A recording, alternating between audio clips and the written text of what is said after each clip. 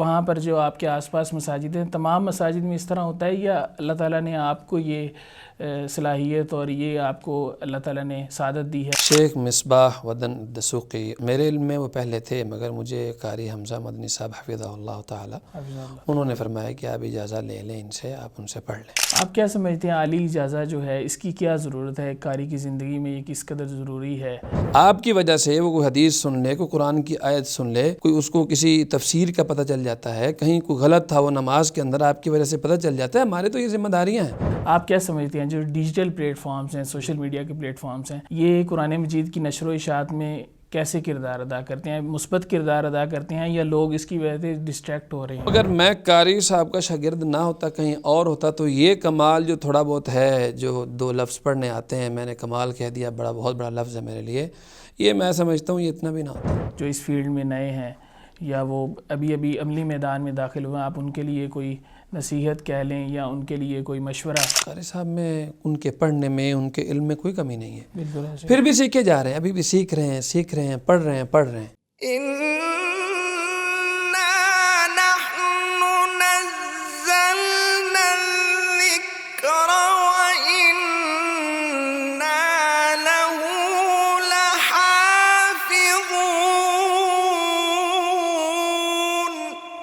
بسم اللہ الرحمن الرحیم، السلام علیکم ورحمۃ اللہ وبرکاتہ۔ ناظرین کرام، آپ دیکھ رہے ہیں پروگرام بزم قرآن اور میں ہوں آپ کا میزبان حافظ سعد الرحمن۔ ناظرین کرام، ہمارے ساتھ جو اس وقت ہستی موجود ہیں، آپ فخر پاکستان ہیں، میرے ساتھ موجود ہیں جناب قاری فرخ مہتاب صاحب۔ آپ کی آواز کا جادو نہ صرف عرب پر جاری ہے بلکہ پاکستان کے لوگوں پر بھی جاری ہے۔ ہم نے گزشتہ رمضان میں ہم نے آپ کی تلاوتیں سوشل میڈیا پر سنی اور جو شخص تلاوت سنتا تھا اس کی یہ خواہش ہوتی کہ میں مزید بھی سنوں۔ تو قاری صاحب کی طرف چلتے ہیں اور قاری صاحب کے ساتھ جو ہے وہ مختصر سی گفتگو کرتے ہیں، آپ کی زندگی کے بارے میں جانتے ہیں۔ قاری صاحب کیسے ہیں آپ؟ الحمدللہ جی، بالکل خیریت، الحمدللہ۔ قاری صاحب آپ کا بہت شکریہ کہ آپ نے اپنے قیمتی وقت میں سے ہمارے لیے وقت نکالا۔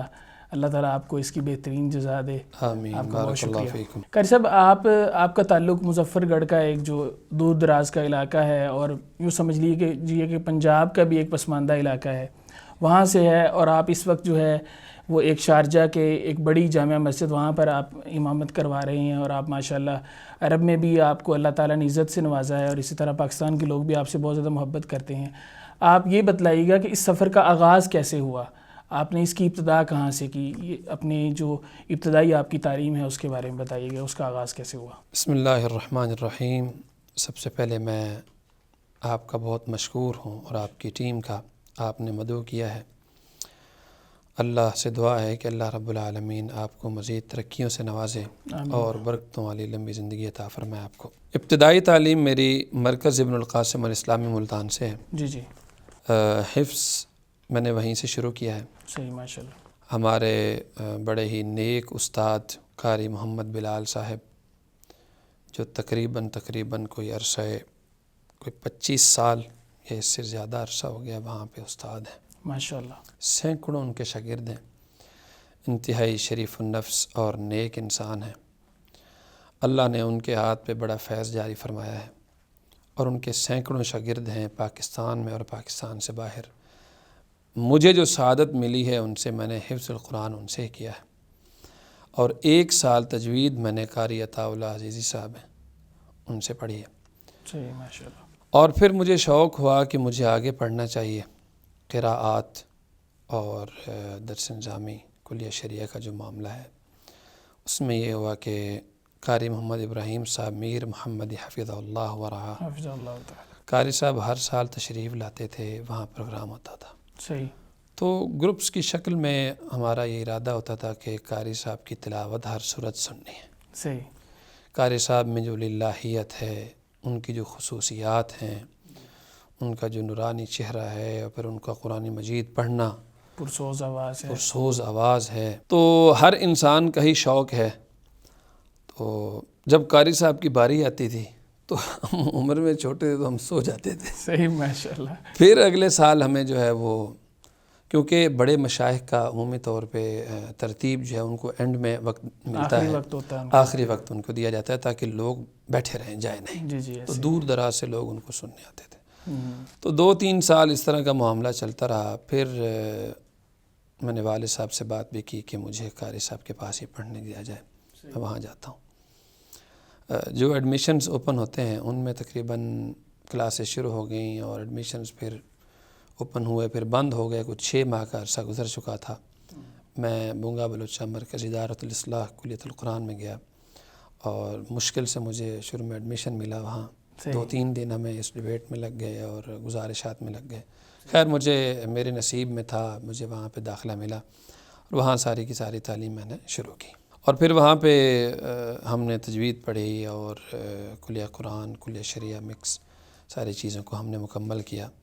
تو آج جو بھی ہم قرآن پڑھتے ہیں، کوئی بھی ہم عبادت کریں، جو ہمیں نفع اور نقصان کے اندر فرق بتایا گیا ہے، وہ ہمارے اساتذہ میں مین استاد قاری محمد ابراہیم صاحب، قاری صہیب صاحب، میر محمدی اور قاری سلمان صاحب حفظہم اللہ ورعاہ، یہ انہی کا فیض ہے۔ تو آپ نے بتایا کہ آپ نے خود اس خواہش کا اظہار کیا کہ میں وہاں پر پڑھنے کے لیے جانا چاہتا ہوں۔ اکثر اوقات ایسا ہوتا ہے کہ بچوں کو والدین جو ہیں وہ اس طرف لے کے آتے ہیں کہ آپ کو مدرسے میں داخل کرواتے ہیں، آپ وہاں پر تعلیم حاصل کریں، دین کی تعلیم حاصل کریں، تو کیا یہ آپ کا اپنا شوق تھا؟ میرا اپنا شوق تھا۔ اس کے پیچھے ایک واقعہ یوں ہے، مجھے شروع سے قاری صاحب سے محبت رہی ہے، تو والد صاحب کو بنا بتائے میں پہلے وہاں سے گھر سے آ گیا تھا اپنے ایک ماموں کے ساتھ۔ صحیح۔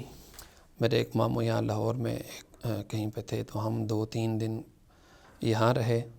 والد صاحب کو پتہ چلا کہ وہ یہاں سے چلا گیا ہے، اس ضد پہ کہ ان کو قاری صاحب کے پاس پڑھنے جانا ہے۔ صحیح۔ والد صاحب کچھ کام کاج کے حساب سے لیٹ کر رہے تھے، جی بھی آج چلے جائیں گے، کل جائیں گے، اگلے ہفتے جائیں گے، تو میں خیر وہ ضد بازی میں آ گیا۔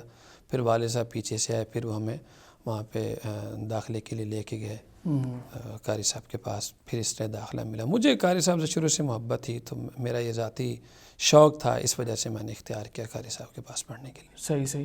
عموماً ایسا ہوتا ہے کہ جب بچے مدرسے میں پڑھ رہے ہوتے ہیں تو ہزار طرح کے اتار چڑھاؤ آتے ہیں، کبھی زندگی میں بہتر حالات آ جاتے ہیں، کبھی اچھے حالات نہیں ہوتے، تو بعض دفعہ بچے چھوڑ بھی دیتے ہیں۔ تو آپ کی زندگی میں کوئی ایسا واقعہ یا کوئی ایسا مسئلہ پیش آیا ہوگا، آپ نے درمیان میں چاہو کہ میں چھوڑ دوں، لیکن پھر کسی وجہ سے اللہ تعالیٰ نے آپ کو اس کے ساتھ وابستہ رکھا دین کے ساتھ؟ پہلی چیز یہ ہے کہ آزمائشیں تو ہر کام کے اندر آتی ہیں۔ بالکل ایسے ہی۔ آپ دنیاوی کام کو اختیار کریں یا دینی کو، آزمائش کے بغیر کوئی گھر خالی نہیں ہے، کسی کی زندگی خالی نہیں ہے۔ بالکل ایسے ہی۔ میرے ہاں بھی یقیناً آزمائشیں تو آئی ہیں، چھوٹی موٹی آزمائشیں، پھر انسان کو اللہ رب العالمین اس کے قد کاٹ کے اعتبار سے، اس کے مسائل کے اعتبار سے چھوٹی موٹی جیسے آزمائشیں دیتے ہیں۔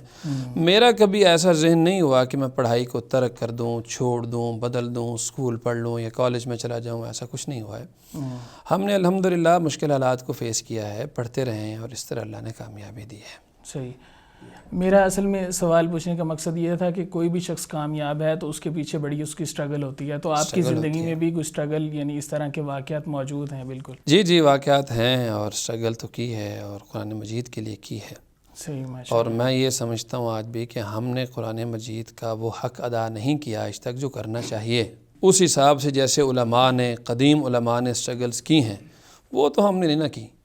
چھوٹی موٹی جو چیزیں تھیں ہم نے ان کو فیس کیا اور آگے بڑھتے رہے، پر اللہ رب العالمین نے جو قرآن مجید کی وجہ سے برکت دی ہیں، ان کے پیچھے ہاتھ قاری صاحب کا ہی ہے، ان کی محنتیں ہیں، ماشاءاللہ۔ اور قاری صاحب نے ہمیں الگ وقت دیا، ہمیں جو ہے وہ پڑھایا اور تراشنے کی کوشش کی، تو یہی چیز ہے۔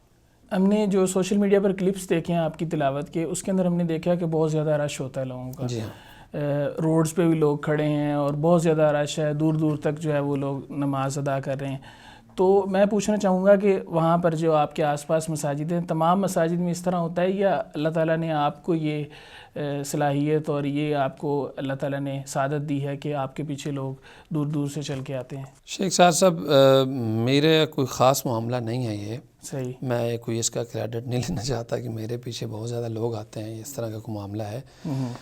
قرآن مجید کو جب آپ دل سے پڑھتے ہیں، اس کو اس کا حق دینے کی کوشش کرتے ہیں، اللہ رب العالمین اپنی مخلوق کو آپ کے ہاں بھیجتی ہے، ایک بات۔ دوسری، مساجد کے اندر بھی اس قسم کا رش موجود ہے، صحیح، بہت سارے بڑی بڑی مساجد بھی ہیں۔ میری جو حالیہ مسجد ہے وہ اس میں کافی سارے، بہت بڑی تعداد جو ہے اس کے انسائیڈ ہے، پھر اوپر اس کا ایک حصہ ہے خواتین کا ہے، پھر روڈز پہ بھی ہیں۔ بہرحال میں اس کا کوئی ایسا میں اپنے حق میں کوئی فیصلہ نہیں لینا چاہتا کہ میرے ہاں لوگ زیادہ ہیں، اور بھی مساجد موجود ہیں جہاں پہ لوگ ہیں، تو اللہ نے بس اس چیز کو کچھ امتیاز بہرحال دیا ہے، تو کچھ وائرل ہوئی چیزیں اور اللہ نے لوگوں کے ہاں قرآن پہنچایا ہے۔ تو میری دعا بہرحال یہی ہے بار بار کہ اللہ ہمیں اخلاص عطا فرمائے، ریاکاری سے محفوظ فرمائے، آمین آمین۔ اور اللہ رب العالمین ہمیں قرآن مجید کو اس کا حق ادا کرنے کی، اس کا حق دینے کی توفیق عطا فرمائے۔ بس آپ چونکہ ایک عرب کمیونٹی میں رہائش پذیر ہیں اور آپ کا وہاں گزر بسر ہو رہا ہے، تو عموماً دیکھا گیا کہ جو عرب لوگ ہیں یہ اجمیوں کو تھوڑا سا اپنے آپ سے حقیر سمجھتے ہیں، یوں سمجھ لیجئے، یا اس طرح سمجھتے ہیں، اپنے آپ سے کمتر سمجھتے ہیں۔ تو آپ کا کیسا جو ہے وہ ایکسپیرینس رہا اس حوالے سے؟ آپ کیا کہنا چاہیں گے اس حوالے سے؟ دیکھیں، ایسا نہیں ہے کہ عرب اپنے آپ سے لوگوں کو حقیر سمجھتے ہیں یا اپنے سے لوگوں کو کم تر سمجھتے ہیں، ایسا نہیں ہے۔ دیکھیں، یہاں بھی وہ چیزیں موجود ہیں جی، کہ لوگ آپ کو عزت دیتے ہیں آپ کے رتبے کے اعتبار سے۔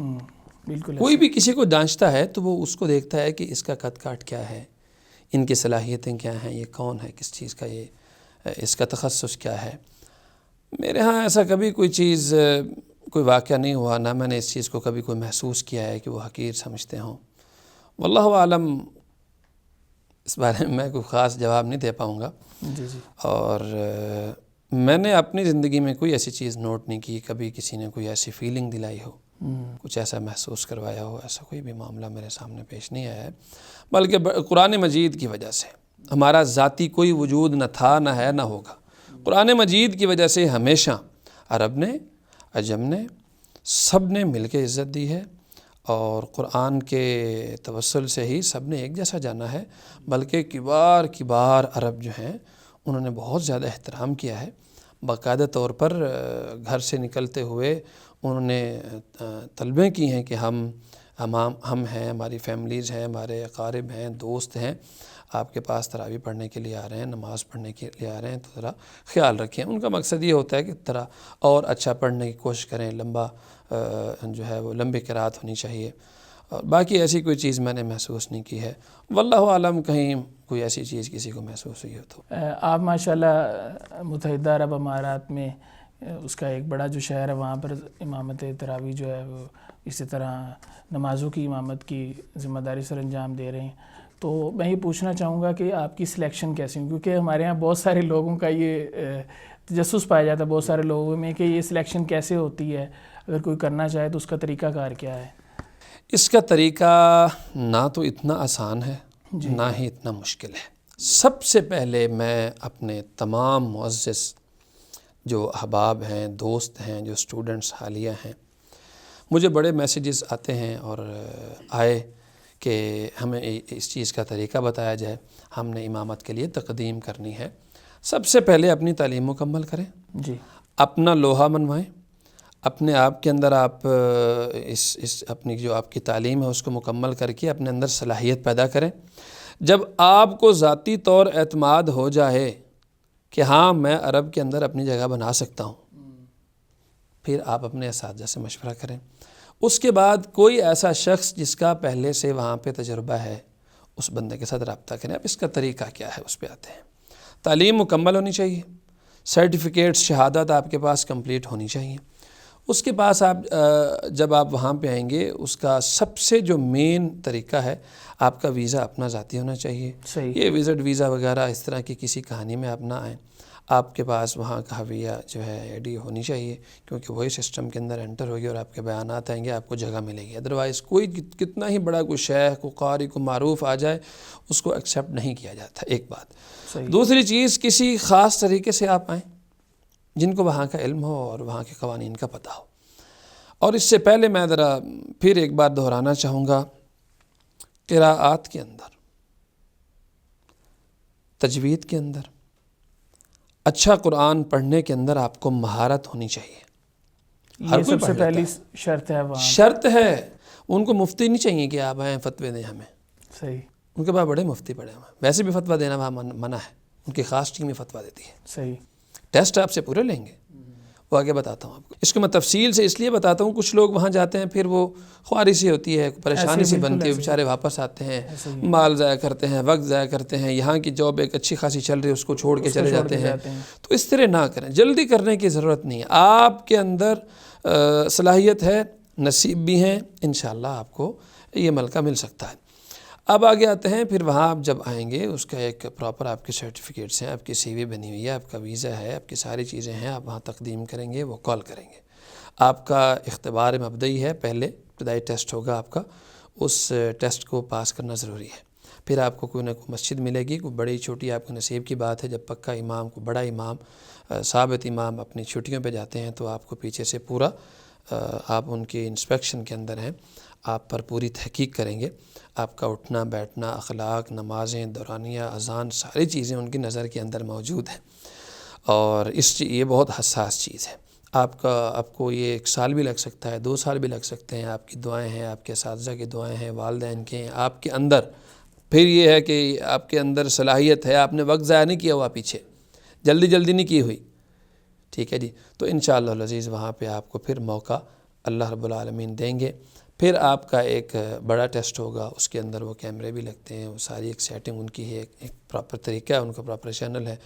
اس کے اندر پھر آپ کو اچھے مارکس ملیں، وہ آپ کی پھر سلیکشن کریں گے. وہاں یہ بھی لکھا ہوتا ہے کہ ٹیسٹ پاس کرنے کے بعد یہ ضروری نہیں ہے کہ ہم آپ کو قبول کر لیں گے، ہم آپ کو امامت دے دیں گے. صحیح. یہ حساس منصب ہے ان کے ہاں، بہت حساس معاملہ ہے. صحیح. اور جس کے اندر صلاحیت ہے ان کی شہادات، سرٹیفکیٹ سارے اوریجنل ہیں. اس کی پوری تحقیق کرتے ہیں 3 مہینے، آپ کے ملک سے، اپنے ملک سے، ہر چیز کی تحقیق کرنے کے بعد آپ کو پھر موقع ملتا ہے، اور پھر آپ کی آرام سے ڈیوٹی شروع ہو جاتی ہے. صحیح. تو اس کی خاص ویب سائٹ وغیرہ آن لائن اپلائی کرنے کا طریقہ ہوتا ہے یا وہاں کوئی ادارہ ہے؟ فزیکلی جانا پڑتا ہے. آن لائن تو بے شمار ہوں گی، تو ظاہر ہے کہ آپ کو کوشش وہیں آ کے کرنی پڑے گی. ان کو بھی پتہ ہے کہ بندہ آن لائن کر رہا ہے، آن لائن کیا جو ہے ہم اس کو دے سکتے ہیں. وہ بار بار آ رہا ہے وہاں پہ، اس کو پھر بھی موقع ملتا ہے، اور اتنی آسانی سے موقع نہیں ملتا ہے. جی صحیح. کیسے میں اگلے سوال کی طرف جانا چاہوں گا.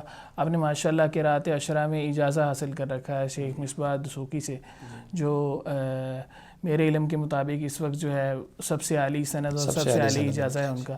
تو آپ نے ماشاءاللہ ان سے آپ نے تعلیم حاصل کی، آپ ان کے شاگرد ہیں. تو آپ نے ان کی تدریس میں کیا چیز جو خاص دیکھی جو آپ دیکھتے ہیں باقی اساتذہ سے ان کو منفرد کرتی ہے؟ پہلی چیز تو میں یہاں یہ ذکر ضرور کرنا چاہتا ہوں کہ شیخ مصباح ودن دسوقی، ان کی طرف مجھے میرے علم میں وہ پہلے تھے، مگر مجھے قاری حمزہ مدنی صاحب حفظہ اللہ تعالی، انہوں نے فرمایا کہ آپ اجازہ لے لیں ان سے، آپ ان سے پڑھ لیں. شیخ مصباح صاحب آپ کو اجازت تب دیں گے جب وہ A to Z آپ سے پورا قرآن سنیں گے. ایک بات تو یہ ہے. صحیح. یعنی بعض لوگوں کے ہاں یہ ہوتا ہے کہ آپ کچھ شروع سے سنا دیں، کچھ آخر سے سنا دیں تو آپ کو اجازت مل جاتا ہے. تو ایسا نہیں ہے. ایسا بالکل بھی نہیں ہے. وہ پراپر طریقے سے وہ ڈیلی ایک پارہ سنتے تھے. ان کے حزب کی ان کی ترتیب ہے، تو وہ ساری روایت میں سنیں گے. بیچ بیچ میں آپ سے وہ پوچھیں گے کہ یہ اصول بھی پوچھتے ہیں کہ یہ اصول کیا ہے، یہاں پہ اب کون سی روایت ہے، کن کے توسل سے ہے، کن کے شاگرد ہیں، یہ چند چیزیں وہ پوچھتے رہتے ہیں. تو متون بھی یاد ہونے چاہیے اس کے لیے یا نہیں؟ متون میں کہتا ہوں کہ یاد تو ہونے چاہیے، اچھی بات ہے، مگر وہ اتنا زیادہ ڈیٹیل میں نہیں جاتے، کیونکہ جو بندہ پڑھ رہا ہوتا ہے ان کو پتہ چل جاتا ہے. صاحب البیت ادریٰ بما فیہ کی جو مثال ہے، گھر والے کو زیادہ پتہ ہے اس گھر میں کیا پڑھا ہے. تو وہاں ان کو پتہ ہے کہ اس بندے کے اندر کچھ چیز ہے یا ویسے ہی کوئی ہے، کچھ چند چیزیں سیکھ کے آ گیا. دوسری چیز ہے کہ وہ پورے غور اور فکر سے سنتے ہیں.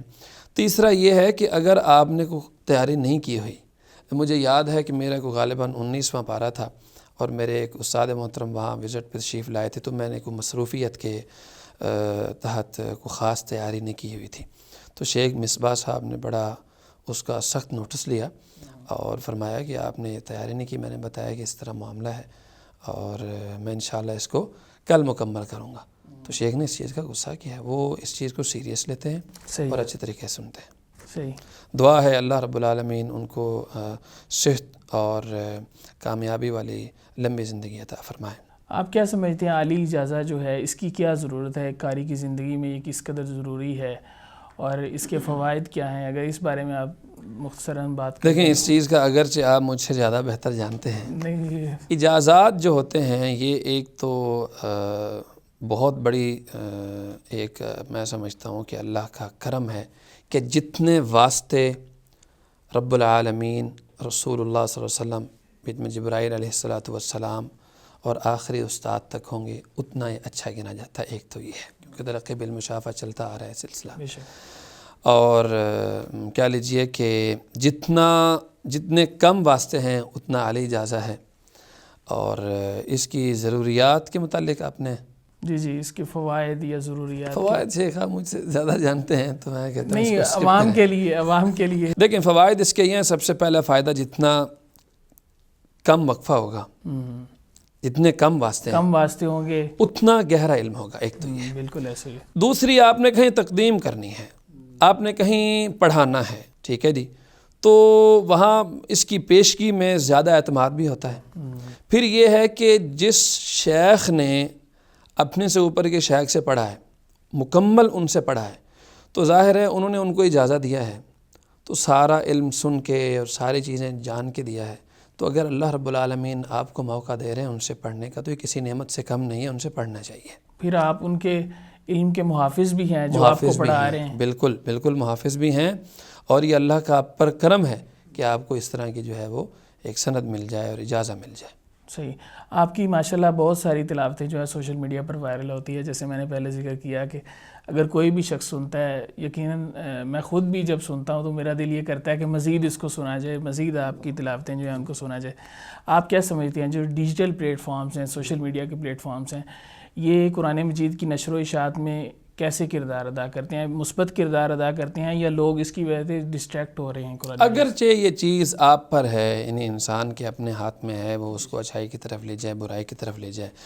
میں یہ سمجھتا ہوں کہ قرآن مجید، احادیث، تفاسیر، عقائد اور دین سے جڑے ہر معاملے کے اندر یہ جو میڈیا ہے، اس کا کردار ہمیں زیادہ سے زیادہ ادا کرنا چاہیے۔ صحیح، جتنا بھی زیادہ سے زیادہ، جتنا بھی ہم کر سکیں کرنا چاہیے ہمیں۔ صحیح۔ ہم لوگوں کی عجیب ہی تشدد بازیاں اور عجیب فتوے آ جاتے ہیں کہ جی اس کی کیا ضرورت ہے، یہ کیمرہ ہے، یہ ہے، وہ ہے، یہ عجیب کچھ فلسفے ہیں، میری سمجھ میں نہیں آتے ہیں۔ جب کفار ہیں یا دوسری جو بھی اس قسم کی جو طاقتیں ہیں جو اپنی غلط چیزوں کو پروموٹ کر رہے ہیں، ایک 2 سال کے بچے سے لے کے 70 سال کے بابے تک، بوڑھے تک، ایسے بالکل ایسے وہ ہر اپنی چیز غلط سے غلط اپنے حساب سے پیش کر رہے ہیں۔ ہمیں کون سا فتویٰ یہ منع کر رہا ہے کہ آپ جو ہے اس چیز کو آگے نہ لے کے آؤ، قرآن مجید کو، آپ حدیث کو آگے نہ لے کے آؤ؟ ہمیں لانا چاہیے۔ میں تو بلکہ آپ سے درخواست کروں گا، قرآن مجید کے متعلق، قراءات کے متعلق، تجوید کے متعلق جتنے علوم ہیں، احادیث ہیں، علماء ہیں، مشائخ ہیں، ان چیزوں کو جتنا پروموٹ کر سکتے ہوں کریں۔ ہم خواہ جو ہے اپنی کچھ جو ہے ضد بازی کے اندر بیٹھے ہوئے ہیں، ہم لوگ ایسی چیزوں کو لے کے بہت پیچھے چلے گئے۔ ہمیں بالکل آگے آنا چاہیے، اس کے بہت اچھے اثرات ہیں۔ ہمارا ویژن یہ ہے کہ ہم دین پھیلا رہے ہیں۔ صحیح۔ آج کل ہر شخص کے ہاتھ میں موبائل ہے، آپ کی وجہ سے وہ کوئی حدیث سن لے، کوئی قرآن کی آیت سن لے، کوئی اس کو کسی تفسیر کا پتہ چل جاتا ہے، کہیں کوئی غلط تھا وہ نماز کے اندر، آپ کی وجہ سے پتہ چل جاتا ہے۔ ہمارے تو یہ ذمہ داریاں ہیں اور یہ بہت اچھا موقع ہے، ہمیں کرنا چاہیے۔ تو ایک جو بچہ ہے جو تعلیم حاصل کر رہا ہے، حفظ کر رہا ہے، یا وہ تجوید و قراءت کی تعلیم حاصل کر رہا ہے، تو کون سا مرحلہ ہے جب اس کو سوشل میڈیا پر لوگ جلدی کرتے ہیں آنے میں، تو کون سا مرحلہ ہے کہ جب اس کو آ جانا چاہیے، اپنی تلاوتوں کے کلپس شیئر کرنے چاہیے تاکہ لوگ اس کو سنیں اور مزید اس کی جو اس کو نام بھی ملے اور اسی طرح اس کی آواز آگے مزید لوگوں تک پہنچیں گی؟ کون سا وقت ہے ایسا؟ دیکھیے، اس بارے میں اگرچہ اساتذہ اور بڑے مشائخ ہی کوئی صحیح فیصلہ کر سکیں گے کہ جن کا بڑا وسیع پیمانے پہ تجربہ ہے اور ان کا ایکسپیرینس ہے، البتہ میری اس میں چھوٹی سی ایک رائے ہے۔ میں یہ نہیں کہتا ہوں کہ میری رائے کو مقدم رکھیں یا کسی کا اس کے ساتھ کلی طور پر متفق ہونا، اتفاق کرنا ضروری نہیں ہے، اس کو رد بھی کر سکتے ہیں۔ ایک کلاس کے اندر سارے بچے یا سارے طلباء ایک ہی سبجیکٹ کو پکڑ کے آگے نکلنے کی کوشش نہیں کر رہے ہوتے۔ بالکل ایسے ہی۔ کوئی قاری ہے، کوئی مفسر بننا چاہتا ہے، کوئی مقرر بننا چاہتا ہے، کوئی خطیب ہے، کوئی کیا ہے، کوئی مورخ ہے، کوئی تخریج کے اندر ہے، کوئی کہاں ہے، کوئی کہاں ہے۔ جو بچہ خاص طور پر چوتھی پانچویں کلاس کے بعد جس میدان کے اندر تھوڑا سا نکل رہا ہو، اس کے قواعد اور ضوابط الگ بنا کے اس کو تعلیم بھی پوری دی جائے، پیریڈ سے چھٹی نہ کرے، اپنے دن کی کوئی چھٹی نہ کرے۔ اگر اس کی صلاحیتیں باہر آ رہی ہیں، وہ اگر عوام میں بھی نکل رہا ہے تو اس کو روکنا نہیں چاہیے۔ صحیح۔ ہاں، اس کے قواعد سخت یہ بنا دیے جائیں کہ کسی بھی کلاس کے کسی بھی پیریڈ سے آپ نے چھٹی کی، اس کی تادیبی کارروائی کریں، اس کے ہزاروں طریقے آپ اپنا سکتے ہیں۔ البتہ جو وہ 8 سال آپ کے پاس ہے اس کو قید نہ کیا جائے، صحیح، اس کو پالش کیا جائے، پالش کیا جائے، اس کو آپ جو ہے وہ ابھاریں، اس کو پش کریں، وہ اپنے میدان کے اندر اور وسعت لائیں، وہ اپنے میدان کے اندر آگے بڑھیں۔ یہاں پہ جو آپ دبا دیں گے، آگے آج آپ کے ادارے کی وجہ سے اس کو کوئی فیم مل رہا ہے تو وہ صدقہ جاری آپ کا ہے، بالکل ایسے، پہچان آپ کی ہے، آپ کی وجہ سے ہے کہ فلاں ادارے کا بچہ ہے، فلاں ادارے کے قاری صاحب ہیں، فلاں ادارے کے مقرر ہیں، جو بھی ہیں، ٹھیک ہے جی، تو وہ آپ کے لیے ہی کل کو صدقہ جاریہ بنے گا۔ اس کو روک دینا، اس پہ سختی کرنا، اس طرح بالکل نہ جانے دینا، میں اس بارے میں میری کمزور یہ رائے ہو سکتی ہے کہ یہ اس پہ پابندیاں نہیں لگانی چاہیے، اس پہ کچھ اور قوانین بنانے چاہیے۔ جی ہاں، آپ بنا دیں گے، ممکن ہے کہ وہ جب یہاں سے تخریج حاصل کر کے کہیں اور جائے، ممکن ہے اس کو پھر یہ والا موقع نامیسر ہے۔ بالکل ایسے، بالکل ایسے۔ اور جو ان صلاحیتوں کے اندر وہ اٹھ رہا تھا، وہ 3-4 سال اگلے جہاں اس کو بہت آگے جانا چاہیے تھا، دبا دیا گیا ہے، تو ممکن ہے اس کی صلاحیت ہی مر جائے، اس کا ذہن بدل جائے، تو اس کو نہیں روکنا چاہیے، بلکہ آج کا جو دور ہے پرفتن دور ہے، قدم قدم پر فتنے ہیں، مشاکل ہیں، مسائل ہیں، دین کو دبایا جا رہا ہے اور دینداروں کو دبایا جا رہا ہے، غلط نظروں سے دیکھا جا رہا ہے، تو ایسے لوگوں کو آگے آنا چاہیے، اور جو خود تخلیقی سوچ کے مالکان ہیں ان کی رائے کو آگے لانا، ان سے نئی نئی چیزیں ان کو جو ہے وہ سننا سمجھنا، ان کو موقع دینا چاہیے۔ آپ چونکہ ماشاءاللہ پاکستان میں بھی اللہ تعالیٰ نے آپ کو محبت کرنے والے لوگ عطا کیے ہیں، اور آپ ماشاءاللہ عرب میں بھی کام کر رہے ہیں، آپ کو وہاں پر بھی اللہ تعالیٰ نے عزت عنایت کی ہے، تو آپ پاکستان میں قرآن مجید کی خدمت کے حوالے سے کیا کردار ادا کرنا چاہتے ہیں؟ دیکھیں، انسان کو وقت کے ساتھ ساتھ چلنا چاہیے، اور وقت کے ساتھ ساتھ ہی چلنا پڑتا ہے۔ یا تو آپ جیسے چل رہا ہے ویسے چلتے رہیں، یا اٹھیں اور سب کچھ بدلنے کی کوشش کریں۔ صحیح۔ اب آپ اٹھ کے ساری چیزوں کو، سارے سلیبس اور سارے نظام کو بدلنے سے تو رہے، بالکل ایسے ہی۔ البتہ یہ ہے کہ اگر آپ اس کے ساتھ ساتھ چل رہے ہیں، اس کے اندر آپ حصہ ڈالنے کی جو کوشش کریں، مدارس کے اندر اسکول کو ہر صورت ضم کرنا چاہیے، صحیح، اسکول کو مرج کرنا ہی کرنا چاہیے، صحیح، اسکول کی تعلیم کو یکساں رکھیں، جتنا آپ دین پڑھا رہے ہیں اتنا ہی اسکول پڑھائیں، اور خاص طور پر شعبہ بزنس جو ہے، دنیاوی جو صلاحیتیں ہیں وہ بھی ان کو سکھانی چاہیے۔ اس بارے میں بڑی لمبی تفصیل جو ہے وہ پہلے ایک جگہ نہد اسٹوڈیو کے اندر میں اس بات پہ بات کر چکا ہوں، اس موضوع پہ، تو میں اس کو مختصر کرنا چاہوں گا کہ 8 سال جس بچے کا وقت لیا جاتا ہے، اس کو قرآن آپ نے سکھایا، پرفیکٹ کیا، آپ نے تجوید سکھائی، بہت اچھا ہوا، آپ نے کلیہ شریعہ اس کو دین کے سارے علوم دیے، بہت اچھا ہوا ہے۔ البتہ اس کو زندگی کے اندر جو ضروریات ہیں، چیزیں ہیں، دنیاوی صلاحیتوں سے محروم کیوں کیا گیا ہے؟ ان کو وہ بھی سکھائیں۔ ایک ہر ادارے کے اندر باقاعدہ طور پر اس کا پورا ایک شعبہ ہونا چاہیے، کیریئر کونسلنگ ہونی چاہیے۔ جی، کیریئر کونسلنگ ہونی چاہیے کہ آپ کو آگے دین پڑھنا ہے۔ دین دیکھیں، مدارس سے پڑھ کے یہ قطعاً ضروری نہیں ہے کہ آپ نے مسجد ہی پکڑ کے بیٹھ جانی ہے، قطعاً ضروری نہیں ہے۔ اگر ایسا کرتے ہیں تو پھر بھی وہ اچھی چیز ہے، اچھی چیز ہے شیخ، بالکل اچھی چیز ہے، جی، میں اس کے بالکل نہ خلاف ہوں، نہ میں منع کر رہا ہوں۔ جی، البتہ یہ ہے کہ میں نے جو چیزیں دیکھی ہیں اور جو ہم دیکھتے ہیں، آپ بھی دیکھتے ہیں، میں یہ چاہتا ہوں کہ ان کو قید کے اندر نہیں ہونا چاہیے، خود کے پاؤں پہ کھڑے ہوں، ساری چیزیں خود بھی کریں، آزاد ہو کر دین کا کام، آزاد ہو کے دین کا کام کریں، آپ کسی کے ماتحت ہو کے نہ کریں، آپ کسی غلام بن کے نہ کریں، آپ جو ہے وہ کہیں کام کر رہے ہیں، آپ پورے طریقے کے ساتھ حق کی بات کرنا چاہتے ہیں تو آپ کو مالی طور پر سٹرونگ ہونا چاہیے. بالکل اس کے لیے کوئی نہ کوئی کاروبار، کوئی نہ کوئی اسکل، کوئی اس طرح کی صلاحیتیں بھی مدارس کو چاہیے کہ وہ اپنے بچوں کو ضرور سکھلائیں. صحیح. تو یہ میری کہہ لیجئے کہ ادنا سی رائے ہے، اور میں اپنے جو میرے قرب و جوار میں مشائخ ہیں میں ان سے یہ بات کرتا رہتا ہوں کہ اس چیز کو نہ چھوڑیں. کیونکہ ایک بچہ جب پڑھنے آتا ہے اس کی عمر 25 سال 27 سال یا میکسیمم 30 سال ہو جاتی ہے، تو اب اس کو آپ کہاں پہ بھیجیں گے کہ کیا کیا سیکھ کے اور چیزیں. ظاہر ہے اس کی شادی کا وقت ہے، اس کو اب زندگی چلانی ہے اور یہ چیزیں ہیں. تو ہمیں وقت کے ساتھ ساتھ چلنا چاہیے، ساری چیزیں ہمیں سیکھنی چاہیے. اور اس چیز میں جو پھر مسئلہ اور رونا دھونا اور ایک مسجد سے دوسری اور دوسری سے تیسری ان کو کچھ پسند نہیں ہے، وہ آپ کو وہاں بھیج رہے ہیں، نکال دیا ہے کیونکہ آپ کے پاس صلاحیت ہوئی ہے اور تعداد پیچھے سے ٹھیک ٹھاک ہے. تو ان کو یہ دوسرے سکلز یہ ضرور سکھلانے چاہیے، ان کے اندر ان کو موٹیویٹ کرنا چاہیے، پروموٹ کرنا چاہیے کہ آپ یہ چیزیں کریں. قرآن مجید کے ساتھ جو تعلق ہے وہ ایک قاری اپنے تعلق کو قرآن مجید کے ساتھ کیسے بہتر کر سکتا ہے؟ آپ کیا اقدام کرتے ہیں یا کیا چیزیں کرتے ہیں جن کی وجہ سے آپ سمجھتے ہیں کہ قرآن مجید کے ساتھ تعلق جو ہے وہ بہتر ہوتا ہے ایک قاری کا؟ قرآن مجید کے ساتھ ہمارا تعلق کیسے ہونا چاہیے ایک قاری کا؟ ایک قاری کا سب سے پہلی اور بنیادی چیز ہمیں یہ ذہن میں رکھنی چاہیے کہ اللہ کی مخلوقات کروڑوں میں نہیں اربوں میں ہے. بے شک.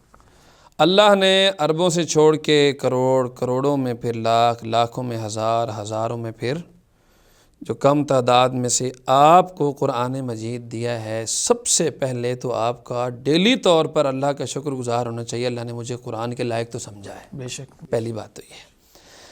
پھر یہ ہے کہ آپ کو اللہ نے قرآن دیا، آپ کے سینے میں محفوظ کیا. اس سے بڑی اللہ کی کرم نوازی، اس سے بڑا اللہ کا احسان، اس سے بڑا اللہ کا انعام کیا ہو آپ کو، اور کیا چاہیے؟ اب ہے کہ ایک قاری کی زندگی کے اندر یہ سین ہونا کیسے چاہیے. میرا یہ خیال ہے کہ اس معاملے میں ہمیں ہر وقت نہ صحیح تو ڈیلی طور پر ایک اچھا خاصا وقت قرآن مجید کے ساتھ جڑے رہنا چاہیے. اس کو بار بار پڑھیں، اس کو اور سمجھیں. خالی قرات نہیں، اس کی تفاسیر کو بھی پڑھیں. آپ کو اللہ نے ہزاروں لوگ پیچھے کھڑے ہیں آپ کے، اللہ نے آپ کو موقع دیا ہے. آپ کو خود بھی پتہ ہونا چاہیے کہ میں آیات جو پڑھ رہا ہوں اللہ رب العالمین کیا فرما رہے ہیں، اس کے معنی کہاں ہیں، رکنا کہاں ہے، اعادہ کیسے کرنا ہے. ساری چیزوں کا آپ کو پتہ ہونا چاہیے. خالی آپ جو ہے تجوید پہ زور دیں اور آپ کہیں کہ میں بڑا قاری ہوں، اس طرح کی چیزیں، آواز پہ خالی زور دے جانا، یہ اچھی بات نہیں. بلکہ آپ کو سارے اس کے مفاہیم ہیں، اس کے معنی ہیں، اس کی تفسیر ہے. بہت زیادہ مفسر نہ بن سکیں، بہرحال آپ کو ضرورت کے حساب سے اس کا پتہ ہونا چاہیے. اور ڈیلی طور پر آپ قرآن مجید کی منزل کو پڑھیں، قرآن مجید کو پڑھتے رہیں. اور یہ قرآن مجید یا اس حدیث کو یاد رکھنا چاہیے، القرآن حجت لک او علیک، یا تو آپ کے لیے اللہ سے لڑے گا، آپ کے لیے اللہ کے ہاں سفارش کرے گا، آپ کے لیے اللہ کے ہاں آپ کے حق میں بولے گا، یا پھر یہ ہے کہ یہ آپ کے خلاف کھڑا ہو جائے گا. بے شک. اس کے لیے قاری ابراہیم صاحب ہزاروں کروڑوں ان کے شاگرد ہیں. قاری صاحب ڈیلی طور پر بہت زیادہ قرآن پڑھتے ہیں. بے شک. ایک ہے نماز میں آپ پڑھ رہے ہیں، ایک ہے کہ اب تراویح کے اندر بھی میں پارہ پڑھوں گا، سارا دن پڑھا ہے، وہ تو مجبوری تھی آپ کی. ایک ہے کہ آپ کے اندر شوق کیا تھا یا ہے یا نہیں کہ آپ قرآن مجید کو الگ بھی ٹائم دیتے ہیں. آپ کی مجبوری تھی نا ہم نے کہ تراویح کے اندر پڑھنا ہے، میں یاد کر لوں، اس کو بار بار ریپیٹ کر لوں. نہیں، آپ جب قرآن مجید کو اپنی طرف سے اسپیشل وقت دیں گے تو وہ آپ کو وہ بلندیاں دے گا جو آپ اور آپ کی آل نے سوچی ہی نہیں ہوں گی. قاری صاحب میں نے اکثر آپ کے دیکھا کہ جب آپ کی تلاوت ہوتی ہے نا، تو جب ہم سنتے ہیں تلاوت تو ہمیں یہ فرق محسوس نہیں ہوتا کہ ایک اجمی تلاوت کر رہا ہے یا ایک عربی تلاوت کر رہا ہے. اور عموماً یہ دیکھا ہے کہ اجمی تلاوت کرتا ہے تو پتہ چلتا ہے جی اجمی تلاوت کر رہا ہے، عربی تلاوت کرتا ہے تو پتہ چلتا ہے جی عربی تلاوت کر رہا ہے. تو آپ نے یہ فرق کیسے ختم کیا کہ آپ تلاوت کرتے ہیں تو عرب جیسی تلاوت محسوس ہوتی ہے؟ میرا ذاتی کوئی کمال نہیں ہے، نہ تھا اور نہ ہوگا. دیکھیے، جب آپ نے دیکھنا ہونا کسی انسان کا قد، تو اس کے بڑوں کو دیکھیں کہ اس کے بڑے کیا ہیں. ہمارے استاد محترم قاری محمد ابراہیم میر محمدی حفظہ اللہ ورعاہ وہ ہیں. یہ سارا کمال، سارا فیض، سارا صدقہ جاریہ، یہ نعمت قاری صاحب سے ملی ہے. صحیح. قاری صاحب نے بتایا ہے کہ قرآن مجید کو کیسے پڑھنا ہے، کہاں اٹھانا ہے، کہاں کم کرنا ہے، کیسے مدود ہیں، کیسے غنے ہیں، کہاں ترنم ہے، کہاں نارمل ہے، اعادہ کیسے ہے، یہ ساری چیز قاری صاحب نے سکھائی ہے۔ میرا ذاتی کوئی کمال نہ تھا، نہ ہے اور نہ ہو سکتا ہے۔ صحیح۔ یہ قاری صاحب کا یہ کمال ہے اور انہوں نے ہمیں سکھایا ہے۔ اور اگر میں یہ کہتا ہوں، اگر میں قاری صاحب کا شاگرد نہ ہوتا، کہیں اور ہوتا، تو یہ کمال جو تھوڑا بہت ہے، جو 2 لفظ پڑھنے آتے ہیں، میں نے کمال کہہ دیا، بہت بڑا لفظ ہے میرے لیے، یہ میں سمجھتا ہوں یہ اتنا بھی نہ ہوتا۔ صحیح۔ قاری صاحب کا یہ سارا یہ تراشنا ہے، ان کا ایک طریقہ کار ہے، ان کی محبتیں ہیں، وہ اپنی مرض کے باوجود انہوں نے اسپیشل وقت دینا اور بچے کو تراشنا اور اس کے شوق کے حساب سے، پھر اگر بچہ کہیں چلا گیا ہے پھر پتہ کرنا، پھر قاری صاحب نے واپس بلانا، پھر اس کو پڑھانا اور سمجھانا اور آخر تک لے کے جانا۔ یہ قاری صاحب کا ہی ٹوٹل کریڈٹ ہے، یہ انہی کا ہی صدقہ جاری ہے اور قاری صاحب کا سارا فیض ہے۔ ماشاءاللہ۔ اللہ ان کو صحتوں والی لمبی زندگی عطا فرمائے۔ قاری صاحب، میں آخر میں یہ چاہوں گا کہ جو نوجوان قراء ہیں یا جو طلباء ہیں جو اس فیلڈ میں نئے ہیں یا وہ ابھی عملی میدان میں داخل ہوئے، آپ ان کے لیے کوئی نصیحت کہہ لیں یا ان کے لیے کوئی مشورہ آپ کرنا چاہیں؟ نصیحت کے میں بالکل لائق نہیں ہوں کہ میں نصیحت کروں گا۔ جی۔ مشورہ کو ٹوٹا پھوٹا ہم دے سکتے ہیں کہ جو نوجوان قراء ہیں، اگر آپ کی آواز کا آپ کو علم ہو گیا ہے کہ خوبصورت ہے، اللہ نے آپ کو یہ ملکہ دیا ہے، یہ خاص کرم اللہ نے کر دیا ہے، جی۔ تو دیکھیے کہ ظاہر اس فیلڈ کو مستقبل میں سنبھالنا ہے نا لوگوں نے، پھر اس کے اندر آپ اتنے گھس جائیں، باقی چیزوں کو بھی ساتھ لے کے چلیں، آپ باقی چیزوں کو بھی پڑھیں، اس کے اندر آپ اتنا گھس جائیں اور اتنا اس کے اندر آپ نے جد و جہد کرنی ہے، اتنی کوشش کرنی ہے کہ آپ بہرحال اپنے آپ کو مطمئن کر سکیں کہ ہاں میں نے اس کا پورا نہیں کچھ نہ کچھ حق دے دیا ہے، کچھ نہ کچھ میں نے کوشش کر دی ہے۔ تو قرآن مجید کسی کا قرض رکھتا نہیں ہے، وہ آپ کو بہت ساری برکات کے ساتھ نوازے گا۔ وہ کہہ لیجئے کہ آپ ایک گم انسان ہیں، قرآن مجید کی وجہ سے آپ کو اللہ اتنی برکتیں دیں گے کہ اب میں یہ سمجھتا ہوں میں اس چیز کے کبھی لائق نہیں تھا۔ بالکل۔ یہ ساری برکت اور ساری چیزیں قرآن مجید کی وجہ سے ہیں۔ بے شک۔ آج آپ کے پاس ہیں یا کوئی جو بھی لوگ محبت کر رہے ہیں وہ قرآن کی وجہ سے کر رہے ہیں۔ ہمارا کوئی نہ تو کمال تھا، نہ ہے اور نہ ہو سکتا ہے۔ اور پھر ان کو اللہ کا خوف بھی کرنا چاہیے، قرآن مجید کے ساتھ امانت داری ہونی چاہیے، خیانت نہیں ہونی چاہیے۔ خیانت یہ ہے کہ میری یہ رائے ہے، خیانت یہ ہم کرتے ہیں کہ صرف اور صرف رمضان میں پڑھا مجبوری کے طور پر، ہمیں اس کو ڈیلی بیس پہ لے کے آنا چاہیے۔ اور ایک چیز میں نے قاری حمزہ مدنی صاحب حفظہ اللہ تعالیٰ ان میں دیکھی ہے، پچھلے دنوں انہوں نے مجھے اپنے ہاں بلایا، میں گیا تو وہ تھوڑی دیر لیٹ ہو گئے، میں نے ان سے بات چیت کر رہا تھا تو قاری سے فرماتے ہیں میں ابھی ایک شیخ کو قرآن سنا رہا ہوں۔